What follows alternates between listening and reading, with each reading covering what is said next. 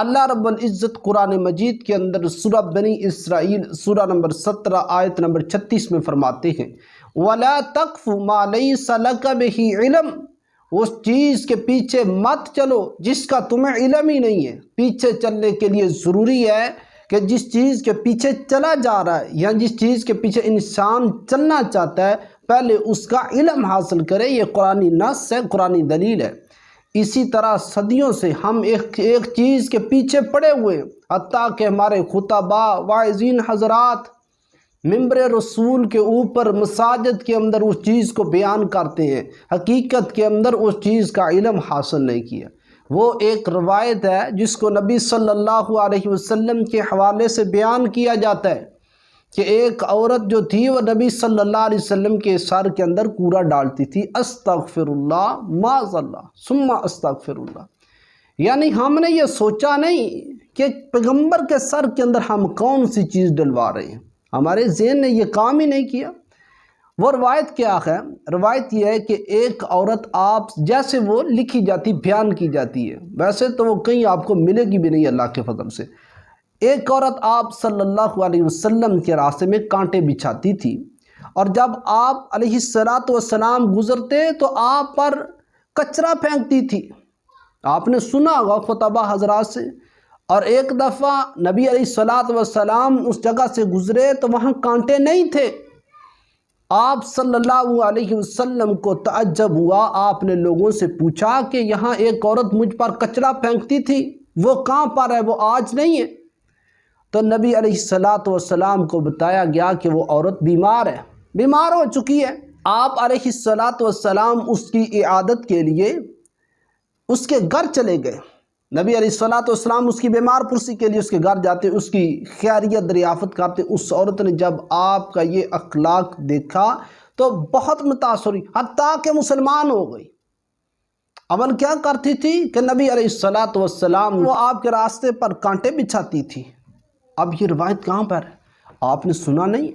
آپ نے خطباء سے سنا نہیں؟ مساجد کے اندر ممبروں کے اوپر رسول اللہ صلی اللہ علیہ وسلم کے ممبروں کے اوپر کیا یہ روایت بیان نہیں کی جاتی؟ کبھی ہم نے پوچھا ہو، کبھی ہمارے ذہن نے یہ کام کیا ہو کہ یار جو چیز ہم نبی کے اوپر پھینک رہے ہیں، جو پیغمبر کے اوپر ڈال رہے ہیں، آپ کے شیان شان ہے وہ چیز؟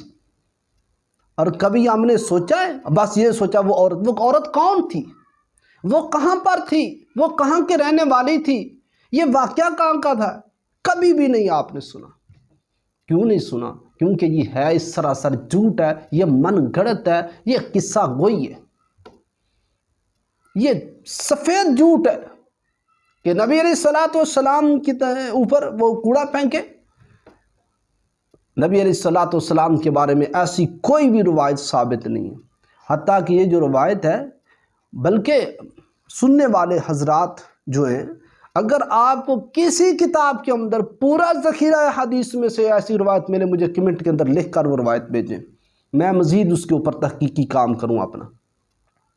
یہ پورے ذخیرہ حدیث کے اندر ایسی کوئی روایت نہیں ہے، لیکن ہم بے دھڑک کو کر بیان بھی کرتے ہیں، اس کو سنتے بھی ہیں، اس کو سناتے بھی ہیں۔ اس کی کوئی سند نہیں، یہ کہاں کی ہے، یہ کہاں کس نے بیان کی ہے، اس کا حقیقت کے ساتھ کوئی بھی تعلق نہیں۔ اور یاد رکھیں، جس روایت کی سند نہ ہو، جس روایت کی سند نہ ہو، اس کے جھٹانے کے لیے یہی بات کافی ہے کہ یہ بے سند ہے، بس اس کو چیک کرنے کی ضرورت ہی نہیں ہے، بس یہی بات کافی ہے کہ اس کی سند نہیں ہے، کیونکہ ہمارا دین ہی سند کے ساتھ ہے۔ اللہ رب العزت ہمیں ایسی جھوٹی من گڑت موضوع قصہ گوئی، یہ نبی کے صبر کے اوپر اصل میں یہ روایت کیوں گڑی گئی؟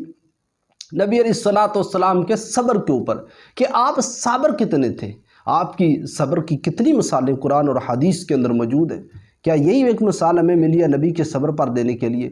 تو سامعین محترم، ایسی کوئی روایت نہیں ہے نبی علیہ السلام کی ذات کے اوپر، کبھی ایسی روایت نہ بیان کرے، بلکہ جو بیان کرے اس کی گرفت کریں، اس کو پوچھیں یہ روایت تم نے کہاں پر پڑھی، اس کا حوالہ پیش کرو، ریفرنس لے کر کے آؤ، کل ہاتھو برہانکم ان کنتم صادقین، سچی دلیل پیش کرو، کیونکہ دلیل کے اوپر دلیل کے ساتھ بات کو چھوڑا بھی جا سکتا ہے، بات کو چھڑوایا بھی جا سکتا ہے، دلیل کی بنیاد پر بات کو مانا بھی جا سکتا ہے، دلیل کی بنیاد پر بات کو منوایا بھی جا سکتا ہے۔ اللہ ہمیں ایسی باتوں سے محفوظ فرمائے۔